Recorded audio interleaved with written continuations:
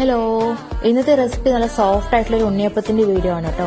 അതിനായി 2 കപ്പ് പച്ചരി നല്ലതുപോലെ കഴുകിയെടുത്ത് ആവശ്യത്തിന് വെള്ളം ഒഴിച്ച് കുതിരാനായിട്ട് മാറ്റിവെക്കാം.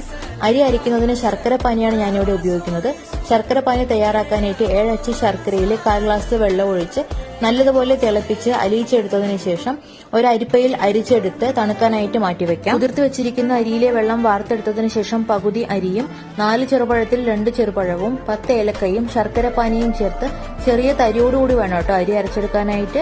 ബാക്കിയുള്ള അരിയും ഇതേപോലെ അരച്ചെടുത്തതിനു ശേഷം മധുരം ബാലൻസ് ചെയ്യാനായിട്ട് ഒരു നുള്ളുപ്പും, മാവിൽ വെള്ളം കുറവാണെങ്കിൽ ജാറ് കഴുകിയെടുത്ത കുറച്ച് വെള്ളവും കുറച്ച് കറുത്ത എള്ളും ചേർത്ത് നല്ലതുപോലെ മിക്സ് ചെയ്ത് ചുരുങ്ങിയത് 1 മണിക്കൂറെങ്കിലും റെസ്റ്റ് ചെയ്യാനായിട്ട് മാറ്റിവെക്കും. ഒരു പാനിലേക്ക് നെയ്യ് ഒഴിച്ച് വളരെ ചെറുതായി കട്ട് ചെയ്ത് വെച്ചിട്ടുള്ള തേങ്ങ കൊത്തുമിട്ട് നല്ലതുപോലെ മൂപ്പിച്ച് ചൂടാറിയതിനു ശേഷം മാവിലേക്കിട്ട് മിക്സ് ചെയ്ത് ഉണ്ണിയപ്പക്കല്ലിലേക്ക് നെയ്യും വെളിച്ചെണ്ണയും മിക്സ് ചെയ്തതൊഴിച്ച് മീഡിയം ഫ്ലെയിമിലിട്ട് തയ്യാറാക്കി വെച്ചിരിക്കുന്ന മാവ് കോരി ഒഴിച്ച് തിരിച്ചു മറിച്ചും ഇട്ടെടുത്താൽ നല്ല സോഫ്റ്റ് ആയിട്ടുള്ള ഉണ്ണിയപ്പം തയ്യാറാക്കാം.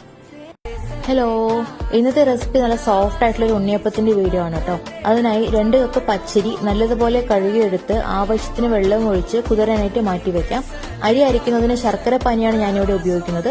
ശർക്കര പാനി തയ്യാറാക്കാനായിട്ട് 7 അച്ച് ശർക്കരയിൽ 1/4 ഗ്ലാസ് വെള്ളം ഒഴിച്ച് നല്ലതുപോലെ തിളപ്പിച്ച് അലിയിച്ചെടുത്തതിനു ശേഷം ഒരു അരിപ്പയിൽ അരിച്ചെടുത്ത് തണുക്കാനായിട്ട് മാറ്റിവെക്കാം. കുതിർത്ത് വെച്ചിരിക്കുന്ന അരിയിലെ വെള്ളം വാർത്തെടുത്തതിനു ശേഷം പകുതി അരിയും 4 ചെറുപഴത്തിൽ 2 ചെറുപഴവും 10 ഏലക്കയും ശർക്കര പാനിയും ചേർത്ത് ചെറിയ തരിയോടുകൂടി വേണം കേട്ടോ അരി അരച്ചെടുക്കാനായിട്ട്.